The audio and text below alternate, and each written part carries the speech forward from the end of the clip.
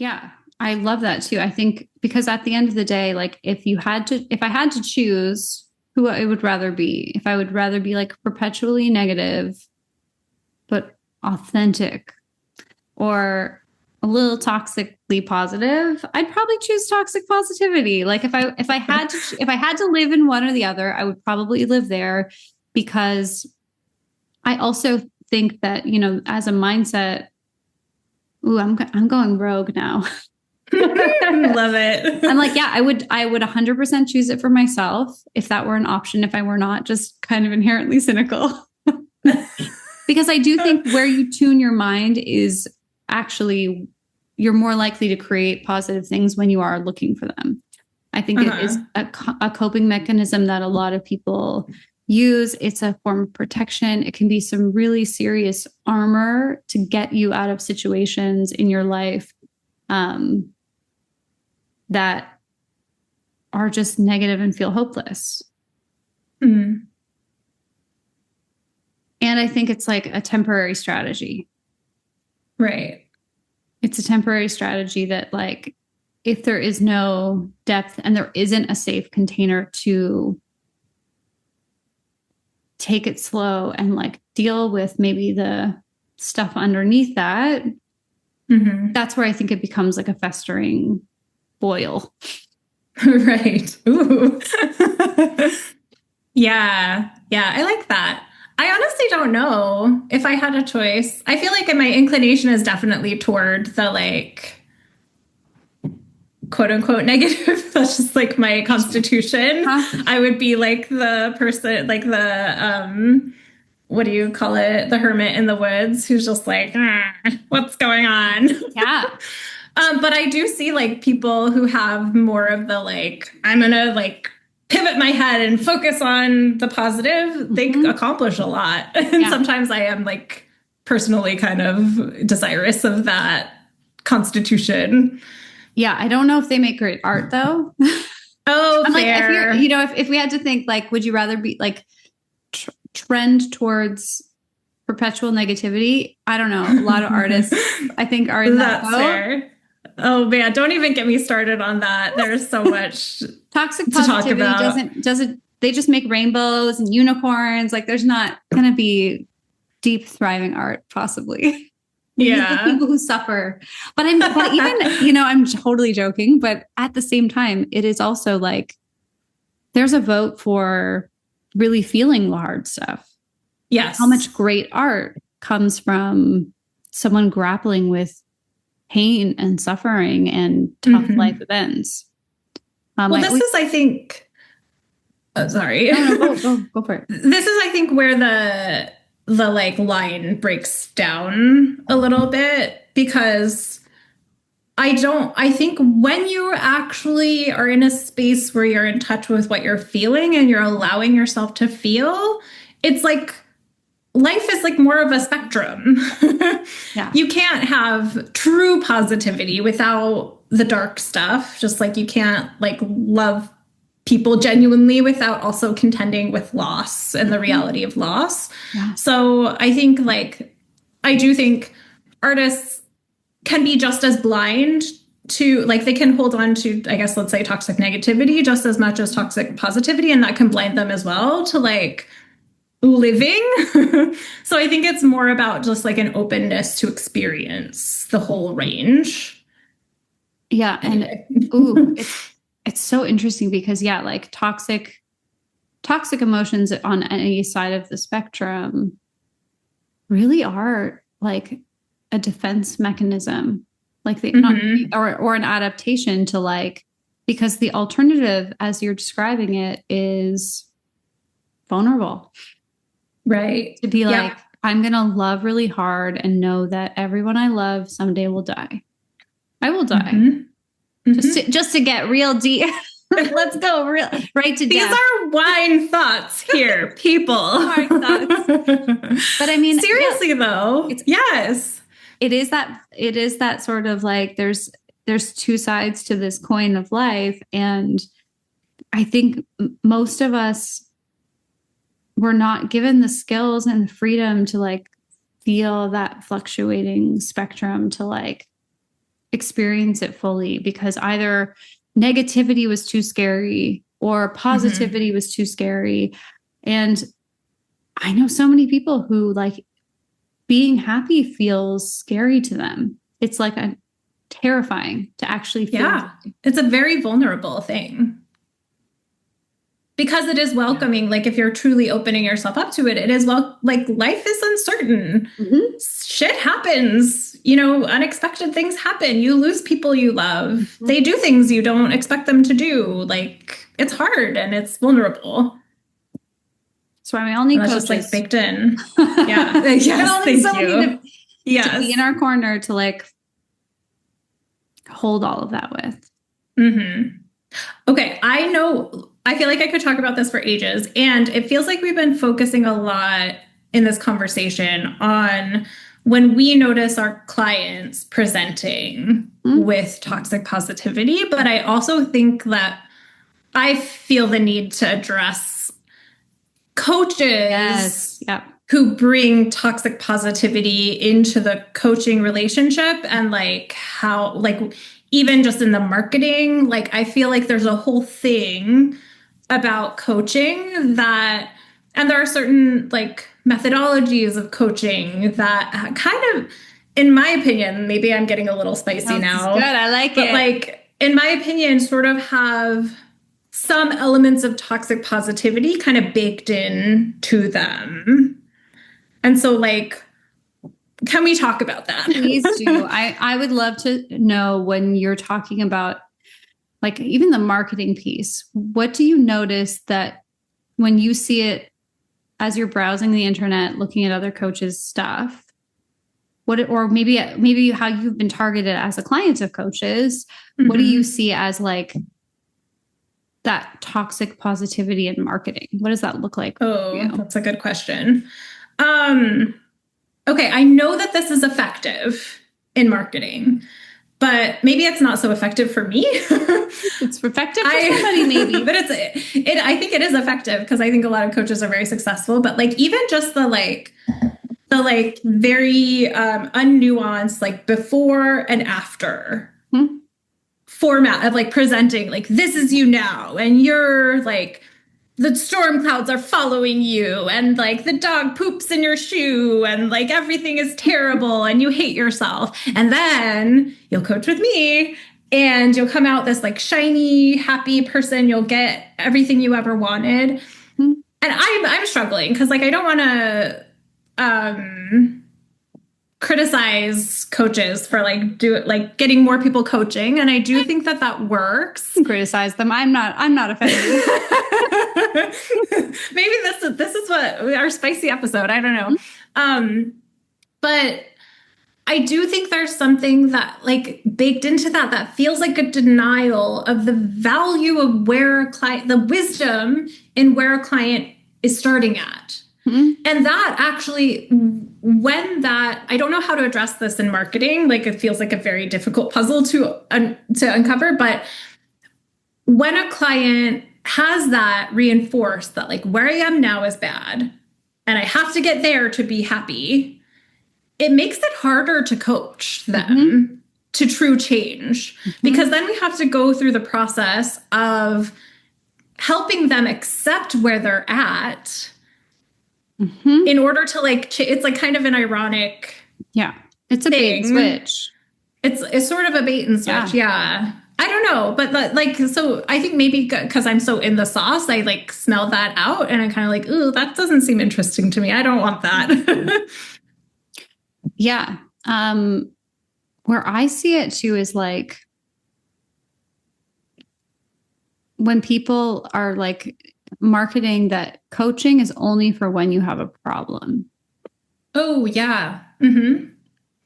And I was talking to somebody about this. They were like, well, I don't know if I have like a problem that's big enough to need coaching. And I'm just like, you don't have to, like, I think that's the marketing issue. I'm like, I don't think you have to be suffering. And I'm like, most of my clients are doing great. They're just, they just like getting what they wanted to get a little faster than doing it on their own. And they like having more fun doing it. Or having a creative brain on their team, or, you know, not burning out anymore. It's more like, Mm-hmm. yeah, I think there's like I think the toxic positivity a lot of times in the marketing looks like you need me to solve your problems for you. And I think a lot of coaches kind of center themselves. Yeah. As the solution to, like, to your point, the before and after, like, coach with me and then magically everything will be different in 1 year. I think there is value in coaching, and I do know that transformation happens and it's really amazing, but the toxic part, I think, is the saying all you have to do is like be my client, and denying that, sure, we have to start where you're at, and we also have, the person actually has to do the work. It's like just showing up once a week is not gonna do it. Yeah, totally. And I think that centering the coach is also like another thing that I observe sometimes in the coaching sphere is like marketing by claiming an identity or presenting an identity of like very glossy perfection. Yeah. Which, like, strategic, like, I want to leave space for strategy and marketing strategy as well, and like positioning of a coach. And that's not attractive to me personally as a client. And I think the world needs and wants more leaders who are real and who are not like presenting a like perfect, I'm shiny, I'm happy all the time, everything is great, nothing to see here veneer. Yeah, because that, I think, is the toxic positivity. And it's so funny that you bring this up, because I'm working on the next book and I was telling a story. I don't know if it'll be in the book, so who knows? But the story was about, we might be getting maybe a sneak peek of the story. But I've just been like, I kind of write through this process of like sharing the juxtaposition of something. And I was writing about a coach friend who had like a lot more experience than I did, a huge disposable income. She was like just throwing money at her ads and hiring like designers and branding people and getting like photo shoots and all of this stuff. And then I was like over in my little corner, like, I'm going to write my blog today. It's so long ago. I'm going to like save up for my photo shoot and, do my website by myself. This person never got traction in her business. Even though she invested so much, she had nothing, like she had every support, every resource available to her, all the advisors, all the fancy coaches, like helping her. I created a situation where my new business, I don't know if I've told you this, but like I was able to create $1 million over 3 years, not in 1 year, but like collectively over 3 years in a new business without amazing. It was totally blew. I was like, is that actually possible? It was like a really interesting thing. But I was like, why did her business not work though? Because her stuff was so elevated and so pretty. And I was looking at it as I was writing, I'm like, oh, it's because her whole website is about her. It's about her ideals. It's about what she envisions for the world and for herself, and how she did this and how she's done that. I'm like, there's not a line about who her clients are, what they need, what's hurting them, what is going on. And I'm like, I think that is where the tide has turned. Is like maybe 3 or 4 years ago, people were buying if this person has this life, then I must work with them so that I can also have this life. Right. Like the aspirational. Right. Yeah. Marketing I think that totally worked then. Now I think people are like, there's 1 million people doing the same thing that you're doing. What can you do for me that's different than those people? And I think that it's really humbling for probably for people who are like, but my dream and my ideas and this program, I spent all this money filming and all of these things. It's like, nobody wants it because you didn't ask them what they wanted. Yeah. You just assumed they wanted to be like you, which is a dangerous assumption to make. My blueprint for being like me. Could you imagine buying a program like that? I feel like that's a lot of for being like Erin. That's a lot of people's strategies. And honestly, like I don't do like I'm not a marketing wizard or anything. Like I wouldn't say I think you're further along in your business as it relates to that. And yeah, like I think it can be confusing, but I think the takeaway here is like if you want to market in a way that's more real, you don't have to like unleash all of your deepest, darkest vulnerabilities to the audience. You just have to like be curious about what they want and talk about that and be helpful to them. But like, and if you want to, you can, but like neither do you have to present as like someone who's perfect, nor do you have to share all of your vulnerable spots with them. Like over wide with like probably don't do what we're doing. Probably not. Yes. Do what we say, not what we do. Thank you. But that is like, it is such a good point because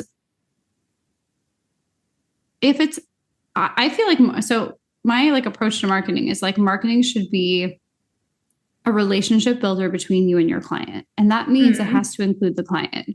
So, I mean, no one would ever buy Erin's blueprint for being like Erin. I would, Erin. I would. But I'm not, but you know, I've never been like a polished, like, oh, here's me and my yacht kind of, that's not my style. But my style is like, I did this thing that felt very vulnerable and I can help you do a thing that feels vulnerable to you. You know, if you want to work with somebody who wrote some books with children in diapers because they did not believe that being a new parent meant that they could not also be a published author, I can help you do something that is of similar thing, but not with my blueprint. Right. More with like, I've already done this. So whatever things you're bringing me, I already know they're like, it is a mindset thing. It's that idea that Bev always talks about, our one of our mentors, Bev Erin. You cannot take someone deeper than you have gone yourself. Yeah. And so I think it's more about like, again, we're the hierarchy of depth, but I've gone deep enough. I do think that I am comfortable having a hierarchy of depth for coaches because I think and this is where I think we focused on marketing, but I think in client sessions, I do think unless you're going to get in the habit of referring a client out whenever they need like a sort of emotional support, which I think is actually a great healthy option.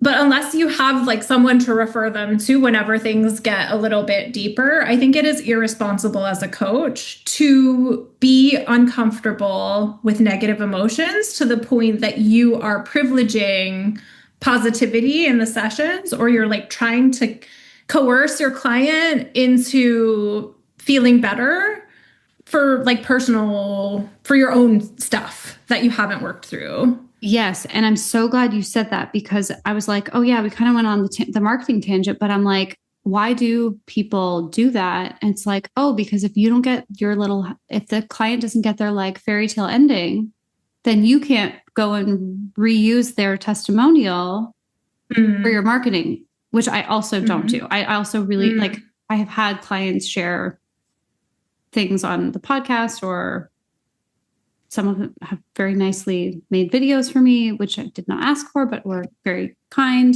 But I'm like, yeah, I don't like using clients as part of my marketing. They're not a cog in my marketing wheel, because even though I know social proof is very important, blah, blah, blah, that will make them part of the business machine instead of purely just a person who I'm helping, who gets to share and refer people if they would like to, but it's my job to be the marketer for my business, not be like extracting little moments so I can say, ooh, can you write that up and let me post that on my website with your picture?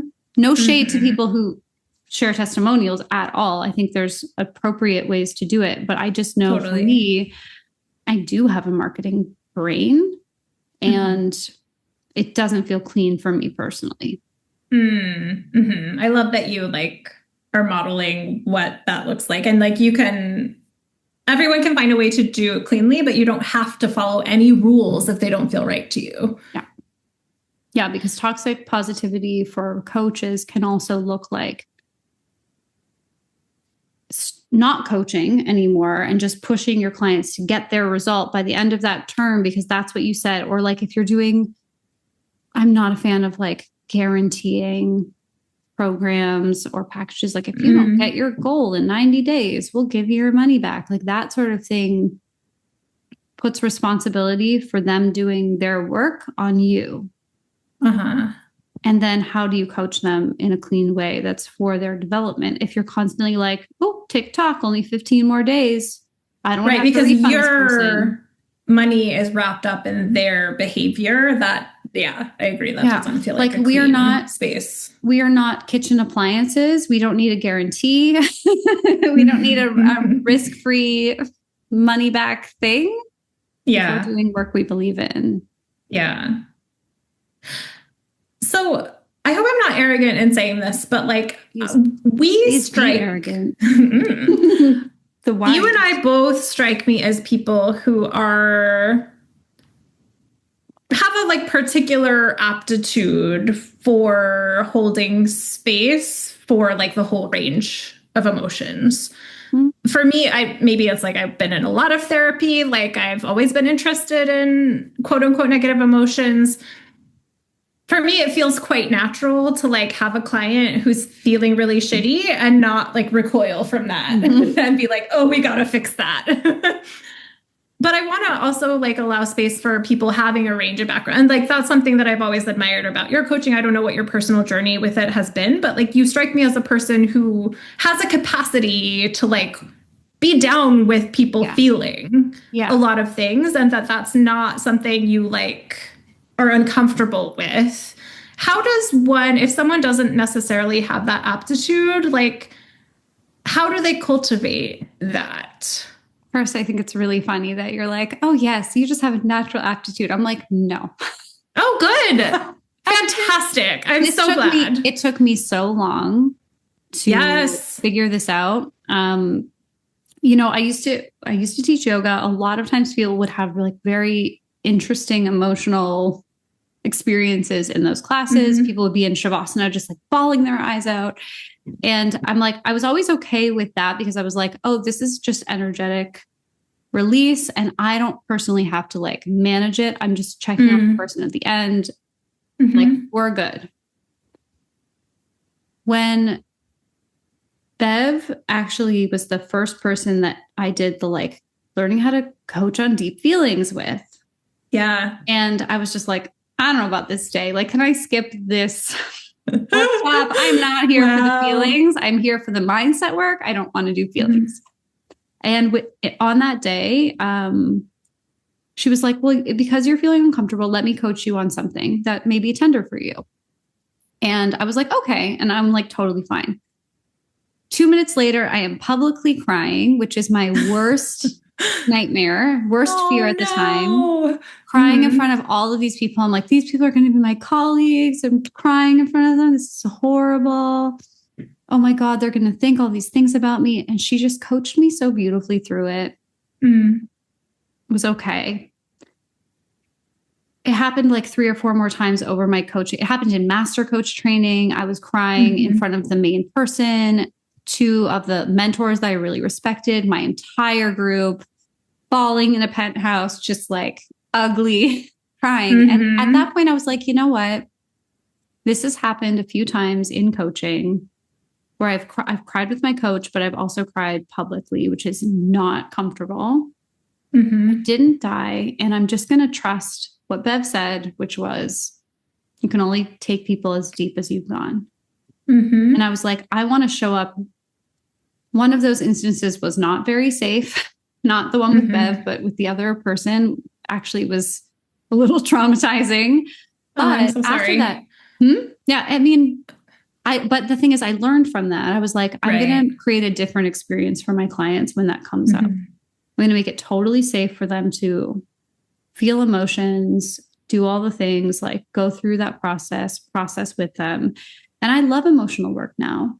But I think it took me being willing to do it. And it took me doing it with my own coaches instead of spackling over toxic positivity, over everything I was feeling. That's so good. Yeah. Pretty bow on this episode. But it's true. Like I would avoid it with positivity. And I'd say, no, it's really okay. I've come to terms with it. I processed it. I'm good. I'm done. I don't want to talk about it. And then I cried publicly and multiple times and didn't die. Exposure therapy. But I do think that willingness to like be the guinea pig almost on like, I think it's really brave and also very, I don't know the word.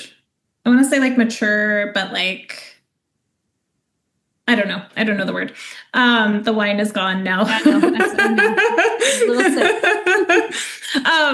I think it is very brave to like be willing to put yourself in experiences that you think your clients might go through. And I think that is something that if you are a coach, if you do notice yourself wanting to like change how your client feels, if you notice yourself being a little bit uncomfortable with when they express themselves in certain ways, whether that be anger or sadness or despair, any of it, maybe that's an invitation to you to get in touch with that part of yourself and give yourself some space and put yourself in some experiences where you will be in touch with your own emotions, and that can help. Because I've seen you coach and I'm like, oh yeah, she's really in touch with emotions, and she's always been in touch with emotions.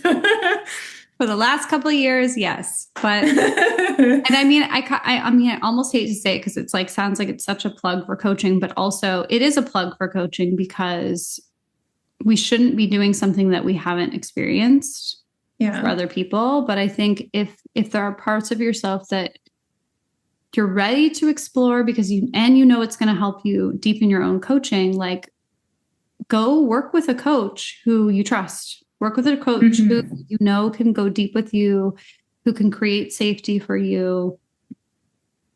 Go like see what it's like to actually be vulnerable and find those places in yourself. To your point from earlier, I don't think we ever need to force our clients to like go places they don't want to go. But it might be our professional responsibility to have at least explored enough, not just in our own personal self-coaching, but like with another person to receive the good or the bad that comes from, because maybe your coach won't do it perfectly, but actually making sure that you're putting yourself in containers where you can relate to the vulnerability of a client. Yes. Beautifully said. Red wine. Cheers. People have like a little smidgen. Yeah, we'll take the last little sip. Yes. Thank you. This was awesome.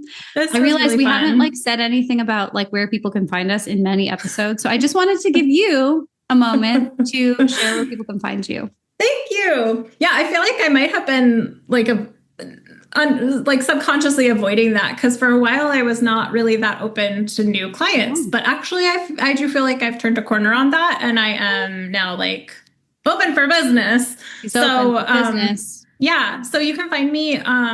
You can book a consult. I think that's probably the best way to see if it's a good fit to work together. My full disclosure, probably should not say this, but my website is like kind of out of date and not like fully representative of where I'm at currently. But if anything that I've said resonates with you, or if you are looking for support and digging into this or anything else, you can go to my website at coachingwithelena.com and book a consult. You can also find me on Instagram at Elena McKernan. Yes, make sure And you definitely follow her on Instagram because she always has like this really great insights. I'm just like, oh, damn, she's making me think. So good. thank you. Okay. Now your turn. What's going on in your world? How do people work with you? BeSuperabound.com is the way to find all the things. I have a podcast called Superabound Podcast, which is a little more businessy. Definitely not as fun as this one. More businessy than drinking alcohol. More business. I don't drink alcohol for that one. Maybe I should. You know, this was a good one. But you can find everything that I'm up to there, including the show notes for this episode and my book. Yay. Awesome. Thanks everyone for listening. It's been fun. Till next time. Bye. Bye.